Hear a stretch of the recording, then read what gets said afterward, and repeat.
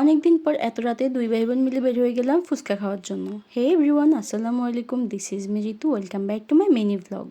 তো সামিরের বাইকটা একটু সমস্যা হয়েছিল আর সেটা হচ্ছে কালকে ঠিক করে এনেছে। তো এনে আমাকে বলতেছিল যে আপু চল একটু ঘুরে আসি বাইক নিয়ে। তো তারপর রেডি হয়ে চলে যায় হচ্ছে শাকিল মা ফুচকা খাওয়ার জন্য। তো এখানে ভিডিও ক্লিপ নিতে একদমই ভুলে গিয়েছিলাম, তো পিকচার তুলেছিলাম ওইটাই অ্যাড করে দিয়েছি। তারপরে তো ফুচকা খাওয়া শেষ করে চলে আসলাম আম্মুর জন্য বট হালিমে পার্সেল নিতে, কারণ আম্মুর ওটা অনেক বেশি পছন্দ।